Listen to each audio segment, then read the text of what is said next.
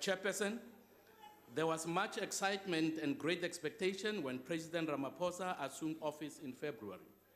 Hope was a buzzword, and we were all talking about the dawn of a new era of peace and prosperity.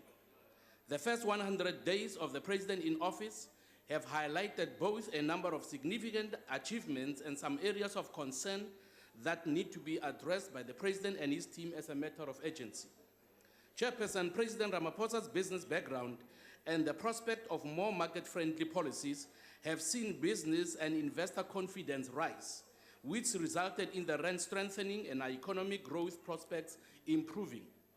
We are grateful that Moody's ratings agency gave South Africa some much-needed breathing space and did not follow others in downgrading our credit rating.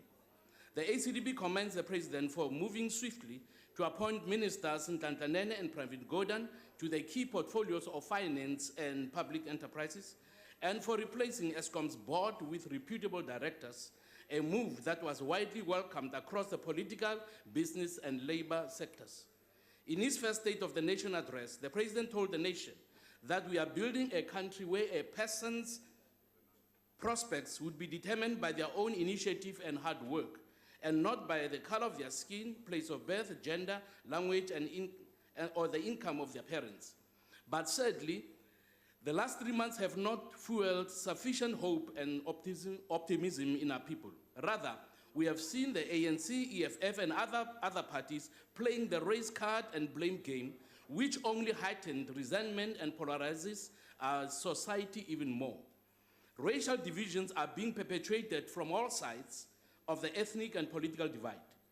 According to Daniel Silk, I quote, "A social compact is a most powerful psychological asset for any country to restore a common purpose," close quote.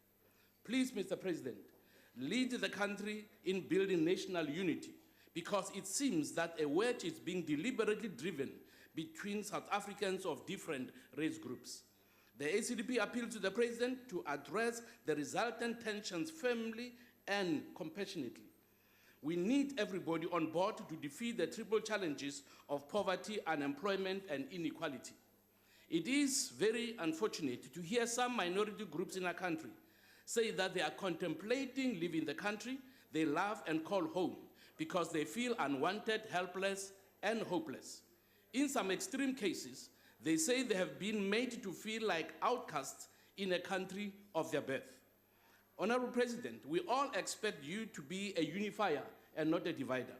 Most South Africans want to help build this great country where a person's prospects are determined by their own initiative and hard work, and not by the color of their skin, as you correctly said earlier.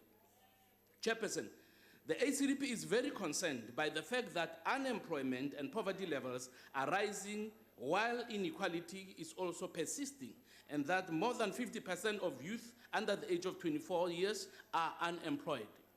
Poor service delivery from education to healthcare threatens the well-being of future generations as poverty levels continue to rise.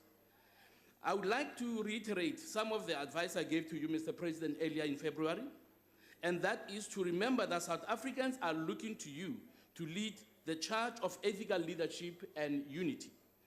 Ensure that the team around you comprises of men and women of integrity who have the courage to be people of principle that will do the right thing and not by face. Above all, let the fear of God be your guide as you want to unite South Africa. The ACDP will support this budget vote.